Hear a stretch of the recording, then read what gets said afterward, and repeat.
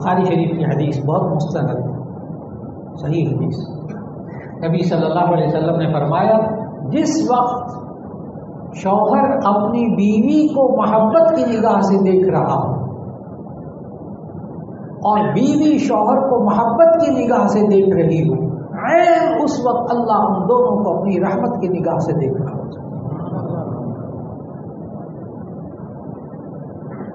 اور اگر لڑ رہے ہیں بے سکونی گھر کے اندر، اللہ کی رحمت نہیں ہو رہی،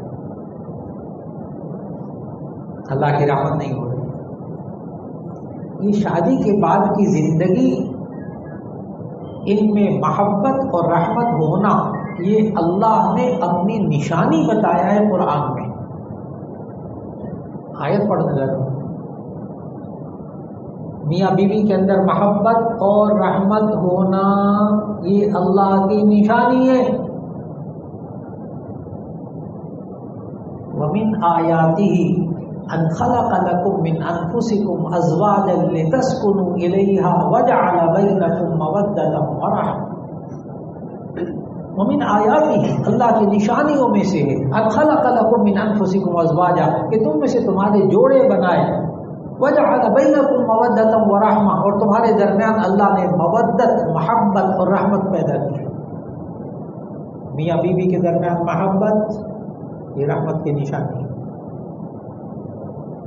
اور جو بندہ لڑ رہا ہے، برداشت نہیں کر رہا، صبر نہیں کر رہا، ہو جاتا ہے نا، اونچ نیچ ہو جاتی، کوئی بات نہیں، برداشت کریں، معاف کر دیں. معاف کرنے والے پر اللہ کی رحمت ہوتی ہے، انتقام لینے والے پر اللہ کی رحمت نہیں ہوتی. انتقام لینے والے پر اللہ کی رحمت نہیں ہوتی، معاف کرنے والے پر اللہ کی رحمت ہوتی.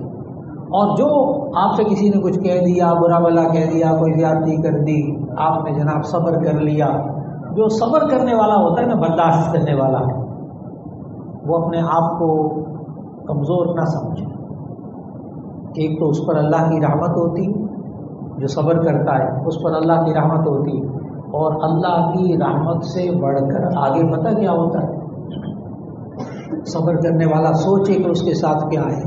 ان اللہ مع الصابرین، بے شک اللہ صبر کرنے والوں کے ساتھ ہے، بے شک اللہ صبر کرنے والوں کے ساتھ ہے. جو بندہ برداشت کر رہا ہوتا ہے وہ اپنے آپ کو یہ مت سمجھے کہ مجھ پر اللہ کی رحمت نہیں ہے.